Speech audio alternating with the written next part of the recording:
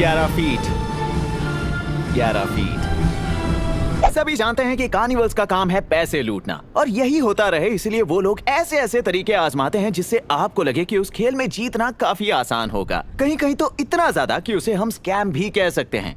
तो मैं कुछ दिनों से यहाँ इस अम्यूजमेंट पार्क में आकर सारे खेलों के पैटर्न समझकर उन पर डेटा कलेक्ट कर रहा हूँ। तो आज मैं आपको बताऊंगा कौन से गेम्स को अवॉइड करना चाहिए और उनके पीछे का साइंटिफिक रीजन भी। आज आपको ये भी पता चलेगा कि कार्निवल में रखे उन प्राइजेस का मार्केट में असली दाम क्या है। लेकिन घबराइए मत, क्योंकि मैं आपको बताऊंगा कुछ ऐसे ट्रिक्स जिससे आप उन खेलों को जीत सकें, और ये भी कि क्या होता है जब कार्निवल में आप अपने खास बेसबॉल साथी को ले जाएं जो एक प्रोफेशनल टीम के लिए खेलता है।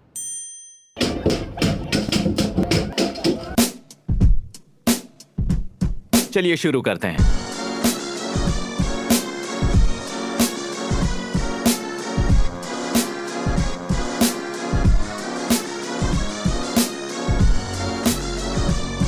किसी भी इन्वेस्टिगेशन को शुरू करने से पहले हमें कुछ ठोस सबूत जमा करने होते हैं। तो खाने का लालच देकर मैंने अपने दोस्तों को कार्निवल के सभी 24 खेलों पर नजर रखने और डेटा जमा करने के लिए कहा, एक पूरे दिन के लिए। हमने ना सिर्फ ये जाना कि हर खेल कितनी बार खेला गया, बल्कि ये भी कि आखिर कितने लोग उस खेल को वाकई में जीते और उनके प्राइजेस भी। तो सबसे पहली बात जो हमने इस डेटा को कलेक्ट करने पर जानी वो ये कि इस छोटे से कार्निवल से उन्होंने एक दिन में कमाए $20,000 सिर्फ उन सभी गेम्स के माध्यम से। तो आगे की ऑब्जर्वेशन करने से पहले हम गेम्स को 3 ग्रुप्स में बांटेंगे। तो पहला ग्रुप है रैंडम चांस गेम्स। ये वो ग्रुप है जिसमें आपके स्किल्स टेस्ट नहीं किए जाते, ये सिर्फ और सिर्फ नसीब का खेल है। दूसरा ग्रुप है स्किल बेस्ड गेम्स, जैसे बास्केटबॉल फेंकना या बॉटल्स गिराना या बॉल को बाल्टी में डालना। ऐसे खेल जिसमें अगर आप अपनी कुशलता और दिमाग लगाएं तो जीतने की संभावना बढ़ सकती है। और अब आखिर में आते हैं वो खेल जो लगभग नामुमकिन है। ये गेम्स बस आपके पैसे लूटने के लिए हैं। इस कैटेगरी में 3 गेम्स थे जिन्हें काफी लोगों ने आजमाया, लेकिन कोई नहीं जीत पाया। और अगर वो जीते भी, जैसे उस लैडर क्लाइंब गेम में, तो उसके पीछे एक खास कारण था जो मैं आपको बाद में बताऊंगा।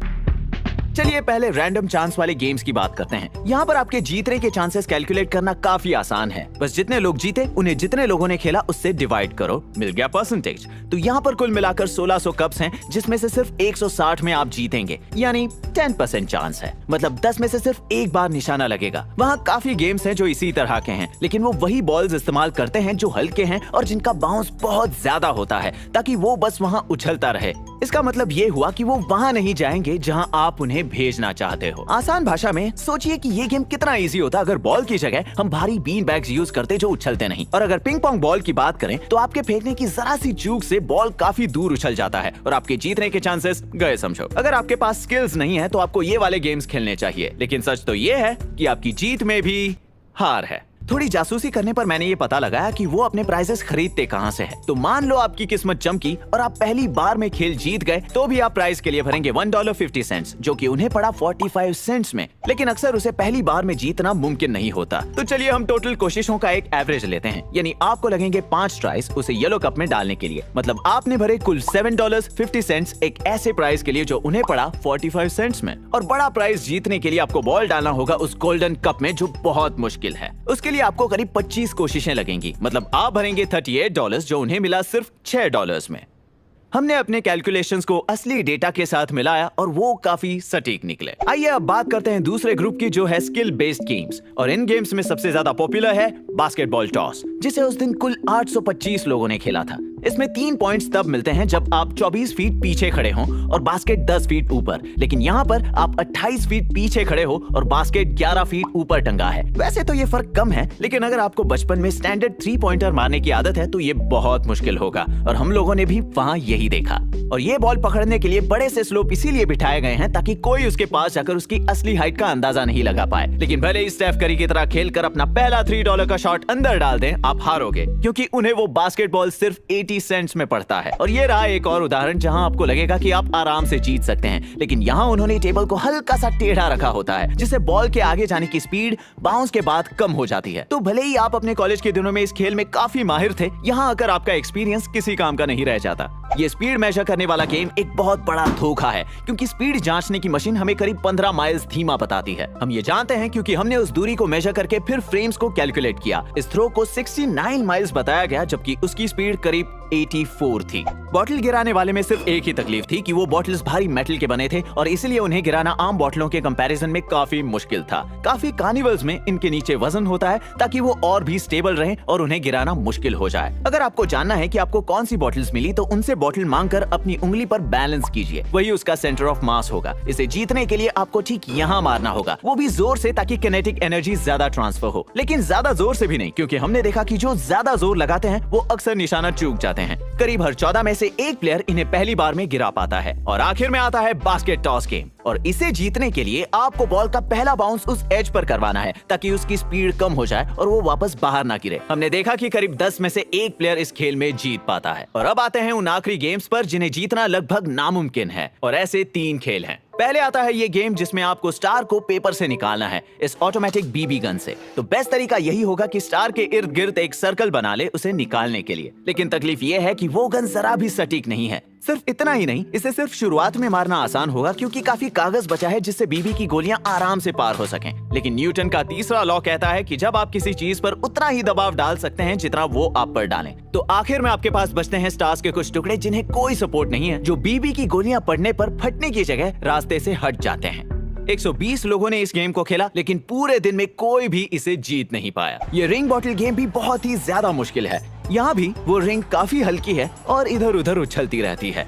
और तो और रिंग की और बॉटल की बाहर की गोलाई एक दूसरे के काफी करीब है, यानी कि हर एक थ्रो इस परफेक्ट वाले को छोड़कर रिंग को बहुत दूर उछाल देगी, वो भी बिना किसी बॉटल पर अटके। अगर आपको सच में ये बैर चाहिए तो मेरी मानिए और अमेज़न पर जाकर इसे $47 में खरीद लीजिए। मैं आपको बता भी नहीं सकता आपके कितने पैसे बचेंगे, क्योंकि वो 840 लोग जिन्होंने ये गेम खेला उनमें से कोई नहीं जीत पाया। मतलब हमें इससे एक बात समझ में आती है, अगर आपको कोई गेम जीतना है तो उन बूथ्स पर बिल्कुल मत जाइए जहां बड़े बड़े प्राइजेस रखे हों। और अब आते हैं आखिरी सबसे मुश्किल गेम पर। मैं आपको बता दूं, एक कार्निवल ओनर के लिए सबसे अच्छे खेल वही होते हैं जहां कस्टमर्स को लगे कि उनके जीतने के चांसेस बहुत ज्यादा हैं। और इसका सबसे अच्छा उदाहरण है लैडर क्लाइंब गेम। यहाँ एक छोटी सी प्रॉब्लम है जो लोग जानते तो हैं लेकिन उसे ठीक से समझ नहीं पाते। वो लैडर दीवार से जुड़ा तो है लेकिन सिर्फ एक पॉइंट पर, ना कि 2।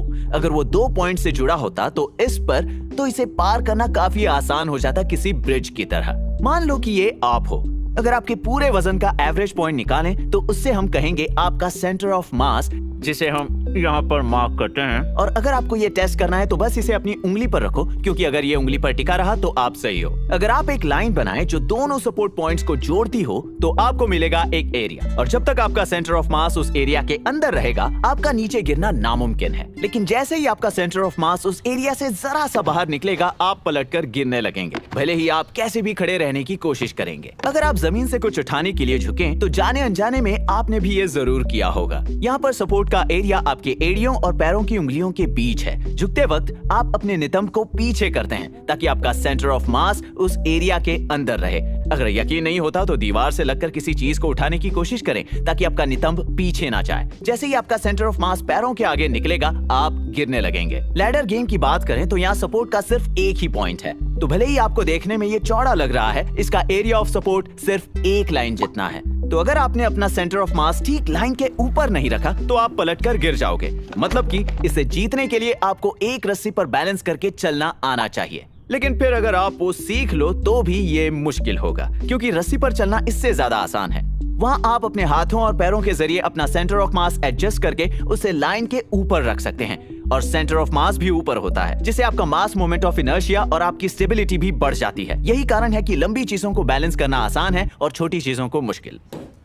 भले ही लोग आपको जीतने के ट्रिक्स बताएं, जैसे हमेशा 3 पॉइंट्स पकड़े रहो, इन सब का कोई फायदा नहीं, क्योंकि अपने सेंटर ऑफ मास को एक लाइन के ऊपर रखना आपको किसी ट्रिक से नहीं बल्कि प्रैक्टिस से ही आ पाएगा। लेकिन अगर एक बार आपको ये आ जाए तो कार्निवल का ये इकलौता ऐसा गेम है जिसमें बस स्किल्स चाहिए, तो आप बार बार जीत कर प्राइज ले सकते हैं। लेकिन अफसोस कार्निवल ओनर्स ये जानते हैं, इसलिए ये अकेला ऐसा खेल है जहाँ जीतने वाला दोबारा नहीं खेल सकता। अब हम हैं कार्निवल एक्सपर्ट्स। मैंने अपने दोस्त मैट विंको को बुलाया जिसने अभी अभी मेट्स बेसबॉल टीम को ज्वाइन किया है, ताकि हम हर वो स्किल वाले गेम जीत पाएं जिसमें बॉल फेंकना पड़ता है।